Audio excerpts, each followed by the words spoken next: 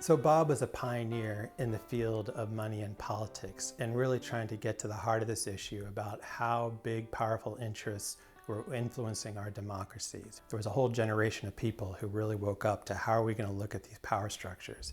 He was doing the original research and figuring out who were these interests that were influencing our democracy. And that was a thread that ran through a lot of the work at the Institute for Southern Studies. Well, the Institute had been founded, I think, in '72.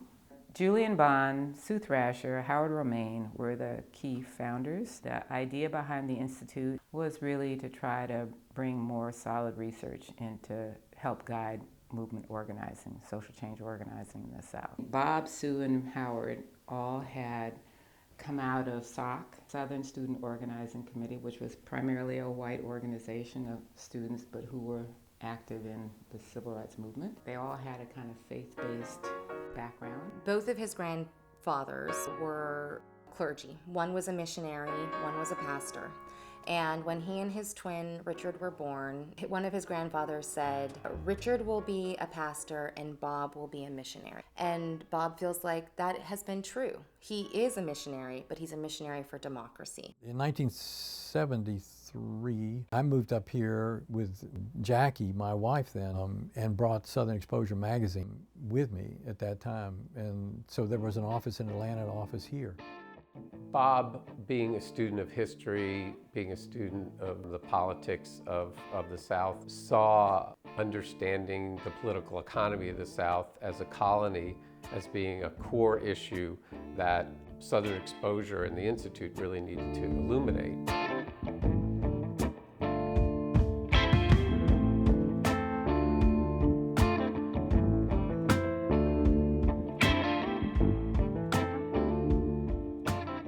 Bob's work was really into the research, and he was quite driven by it, handling all that, detail numbers and all in the early publications that we did, all those charts. And I actually ended up being the one to draw many of the charts. I could handle the tedium, all that data.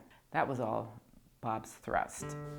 Bob was a pioneer not just in the field of money and politics, but really inspiring an entire generation of activists and researchers and scholars about this question of who holds power. Who are these people? What do they look like? What's their agenda? And most importantly, what can we do about it? And it was really in, I think, the early 1990s, a democratic reform project sprung up at the Institute, and that became Democracy South. At today's Democracy South seminar, speakers voiced their concerns about the need for change. A political system that cuts out folks who don't have money, power, and influence. And there's a direct line from that work to the work of Democracy North Carolina today.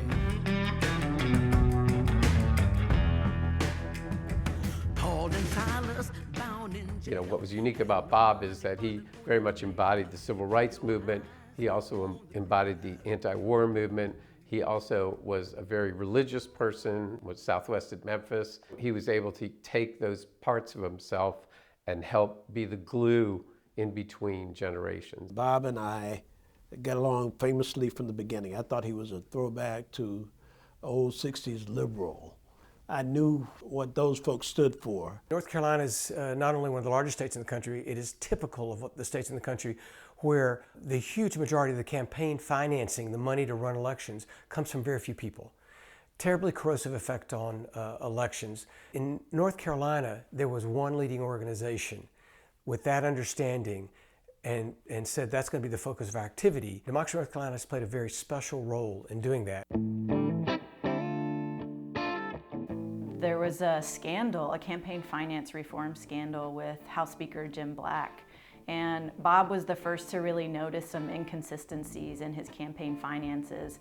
And Bob got a lot of backlash for that from Democrats in the state. But to me, it really speaks to Bob's desire and commitment to participatory democracy, clean elections, and really centering voters in this process, regardless of political party.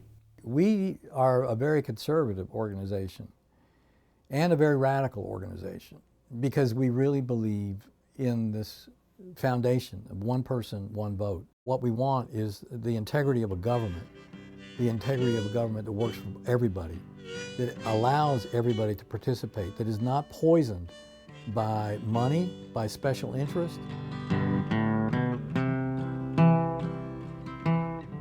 There were several real milestones and successes in the work that we were doing those days. I mean, the first thing probably was we enhanced disclosure of what was going on around elections and who was given money. The biggest achievement, I feel like, came on getting public financing for the North Carolina appellate courts, the Supreme Court and the Court of Appeals, and that was a multi-year effort. I think people have to struggle to say, I'm not going to be driven away. This is my country, by God. My voice is my vote, and I will vote, and I will tell my neighbors to vote, and I will organize to have my interests represented. North Carolina was in the worst 5 states in the country in terms of turnout. Democracy North Carolina's research and Bob Hall's work came forward with a whole package of reforms. As we organized, the people we were organizing started telling us, why don't we get better early voting? Why don't we get Sunday voting?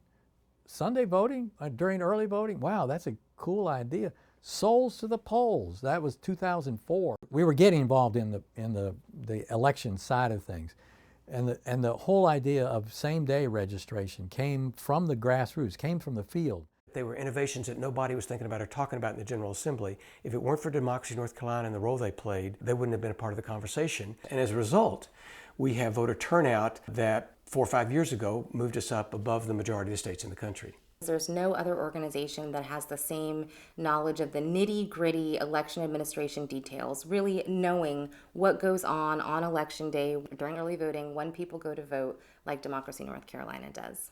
After the 2010 elections and the immediate attacks on voting rights, one of the main things that the conservative legislators were trying to do was to sort of raise concern about fraud. Bob had this idea to look for his own name, Robert Hall, born the same year that Bob was born, to find another registered voter in a different state.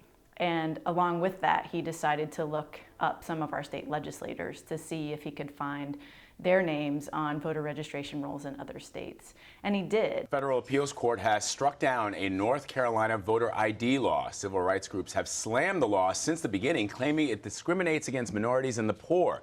Supporters argued it helps prevent voter fraud. When you do the research and dig down into it, these legislators weren't registered in 2 states. It was just someone who shared their name and birthday. I really appreciated that effort by Bob, because not only did it highlight the issue of bad research and the sort of witch hunt around voter fraud that's been happening here in the past several years, but it did that in a way that grabbed people's attention. We've got a short statement, and then we also have Robert Chadwick here, who's one of the voters who was falsely accused. I'm going to ask him to say a few words, and then we'll have questions and so on. Wrongdoing is wrong, and it must be called out and held accountable. Today, we are calling for a criminal investigation of a possible conspiracy by the Pat McCrory Re-Election Committee and the North Carolina Republican Party to use fraudulent charges of voter fraud to harass and intimidate voters, deny them their right to vote, interfere with the election process, and corrupt the results of the 2016 elections. Our democracy is only as real as our engagement in it. What we have is a state that has had a robust movement for civil rights and social justice. We've got institutions like Democracy North Carolina that have been a part of that fight. We're pushing for access for all voters. We're pushing for voter laws to be enforced fairly. We're pushing elections officials to do their jobs. We're working our democracy.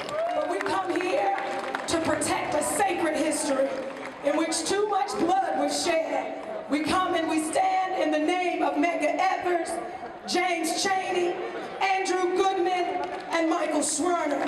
To talk about voting rights is Mr. Bob Hall.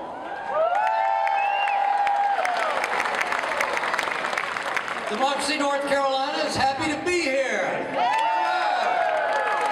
One person, one vote. Say it. One person, one vote. One person, one vote. Hear yourselves. One person, one vote. We will not be silenced.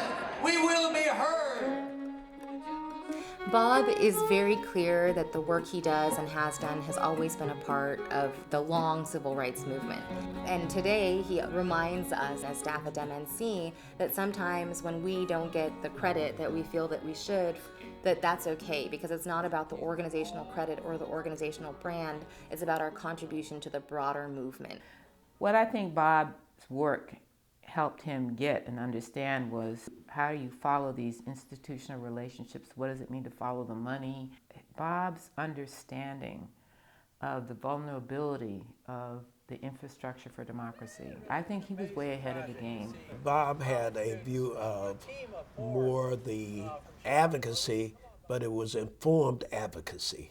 His sense that data can be married with emotion kind of creates a winning combination. They call it power mapping now, a lot of the analysis of trying to identify who has the power, what are the influences on that center of power, and where can you bring your forces to bear. I'll say that a lot of my research comes out of just being a fifth grade math student, that I can add and subtract really quick. The piece that I learned early on is that don't think of research as some academic exercise. It's really detective work. You're trying to find the answer to some problem.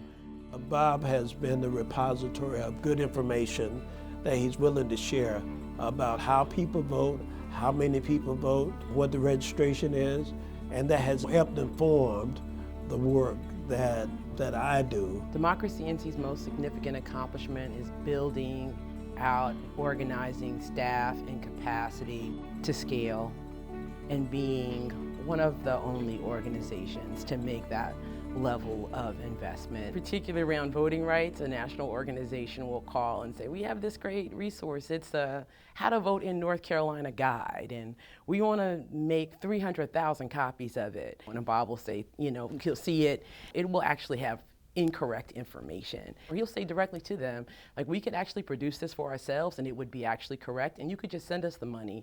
We would go all over the state of North Carolina working with community members. I mean, this might be 15 people in Franklin out in western North Carolina, 10 people in Elizabeth City. But I always was struck by the wide diversity. Democracy North Carolina was playing a part in bringing people together. Well, Democracy North Carolina has these GOTV coalitions across the state in different counties, and those coalitions are made of a smaller organization. So let's say the local NAACP or another local community-based organization. And so they print materials in mass, whether that's voter guides or the Martin Luther King brochures. Bob was good at knowing different folks to call together to do things, but his trying to constantly work at developing relationships. Where he found an organization or local leaders, he would kind of plug in. His relationship with Reverend Barber right now is like his ideal. Say voting rights. The battle. We must fight. And we will win. Yeah, probably the classic Bob is, I'm gonna have this party and all these people are gonna come over, and it's like, we're gonna do a mailing. Yet another mailing. He would go to meetings, he would always have a box of envelopes that he's, addressing or folding, and it was constant. It is a fight. It is hard. It does take energy. It takes time. You don't win all the time. And over the long run, though, if you look, the arc of history points toward justice. We have to keep that in mind and keep fighting for it. First impressions, I thought he was a curmudgeon. The thought, that comes to mind, but I don't mean that literally, more figuratively, that he worked night and day, that he seemed to never stop working. I thought perhaps he didn't sleep, or maybe there were two of them and we only got to see one of them. When I first started working with Bob and his daughter Cecilia was still in high school, and Bob works from his home, I would call and you'd hear in the background this operatic voice. That was his daughter, Cecilia. I just always remember that and thinking about, gosh, that's pretty nice. Some of the meetings I would go to his house, deep in the woods, and it was a beautiful place. And I know he walked the dog and he spent a lot of time outside. And that's when I kind of learned, like, he's finding time to do the reflection or to take the breaks that he needs. Bob's motivation for this work comes from a place of being a helper. I didn't think of Bob as a helper because he works very independently, but he doesn't like seeing other people suffer. And he really can't stand seeing people being oppressed and disenfranchised. There were numerous times working with Bob that I could just feel how the work that he was doing was piercing through the hypocrisy of the ruling establishment. I think we need more of that. North Carolina has this broad pro-democracy movement, and you just think about the range of organizations. It's totally unique of almost any state, definitely in the South, probably in the country. And these are all groups that were inspired by, informed by Bob Hall. Bob was only a couple of years older than I was when we met, and he's still only a couple of years older than I am today. The thing that's always seemed true to me is he seemed to have a pretty good, far-sighted sense of what to do and how to do it, a sense of strategic vision. I would just say the thing that I appreciate a lot about Bob is that he is a white male with a great deal of privilege, running an organization that leans into being an anti-racist and a leader in that space and really calls questions to, like, how is this helping engaging the people most impacted by the things that we're fighting, whether that's voting rights or environmental reform or other types of issues, housing issues. There's so many different issues. I love him deeply, and I'm going to miss him as the leader of Democracy North Carolina, but I don't plan to let him get too far away. Paul and Silas bound in jail, had no money for to go their bail. Keep your eyes on the prize. Underlying a lot of this, yeah, there's certainly persistence, tenacity, commitment, audacity, experimentation, opportunism when you see a chance, when you have a little bit of a glimmer where it's going on, go for it. Racial justice, that's at the core of where we come from and where we got to be. Economic justice. We're against crimes against democracy. There are these crimes against democracy that are sinful. I was brought up in a church. I was brought up totally in the church, the morality of it. But it's not just the morality of it. There's the material reality as well. There's the values and the material reality. And the substance and the pain is real. And people got to battle that. And that's what I think, people have to feel that and then apply all the skills they have to fight.